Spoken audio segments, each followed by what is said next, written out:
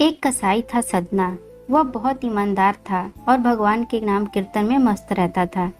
यहाँ तक कि मांस को काटते बेचते हुए भी वह भगवान नाम गुनगुनाता रहता था। एक दिन वह अपनी ही धुन में कहीं जा रहा था कि उसके पैर से कोई पत्थर टकराया। वह रुक गया। उसने देखा एक काले रंग के गोल पत्थर से उसका पैर टकरा गया है। उसने वह पत्थर उठा लिया, वह जेब में रख लिया, यह सोचकर कि यह मांस तोलने के काम आएगा। वापिस आकर उसने वह पत्थर मांस के वजन को तोलने के काम में लगाया। कुछ ही दिनों में उसने समझ लिया कि यह पत्थर कोई साधारण नहीं है। जितना वजन उसको तोलना होता है, पत्थर उतने वजन का ही हो जाता है। धीरे धीरे यह बात फैलने लगी कि सदना कसाई के पास वजन करने वाला पत्थर है। वह जितना चाहता है पत्थर उतना ही तोल देता है। किसी को 1 किलो मांस देना होता तो तराजू में उस पत्थर को एक तरफ डालने पर दूसरी ओर 1 किलो मांस ही तुलता। अगर किसी को 2 किलो चाहिए हो तो वह पत्थर 2 किलो के भार जितना भारी हो जाता। इस चमत्कार के कारण उसके यहाँ लोगों की भीड़ जुटने लगी। भीड़ जुटने के साथ ही सदना की दुकान की बिक्री भी बढ़ गई। बात एक शुद्ध ब्राह्मण तक भी पहुंची। हालांकि वह ऐसी अशुद्ध जगह पर नहीं जाना चाहते थे जहाँ मांस कटता बिकता हो, किंतु चमत्कारिक पत्थर को देखने की उत्सुकता उसे सदना की दुकान तक खींच लाई। दूर से खड़ा वह सदना कसाई को मीट तोलते देखने लगा।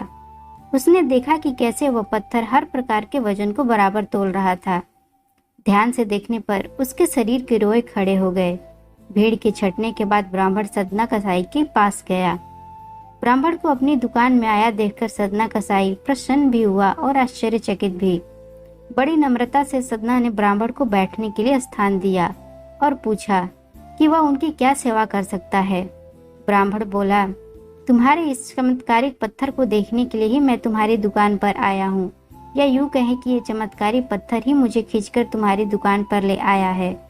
बातों ही बातों में उन्होंने सदना कसाई को बताया कि जिसे पत्थर समझकर वो मांस तोल रहा है, वास्तव में वो शालिग्राम जी हैं, जो कि भगवान का स्वरूप होता है।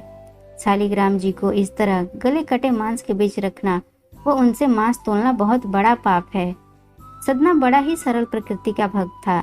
ब्राह्मण की बात सुनकर उसे लगा कि अनजाने में मैं तो बहुत पाप कर रहा हूँ। अन्य विनय करके सदना ने वह शालिग्राम उन ब्राह्मण को दे दिया और कहा कि आप तो ब्राह्मण है, अतः आप ही इनकी सेवा परिचर्या करके इन्हें प्रसन्न करें। मेरे योग्य कुछ सेवा हो तो मुझे अवश्य बताएं।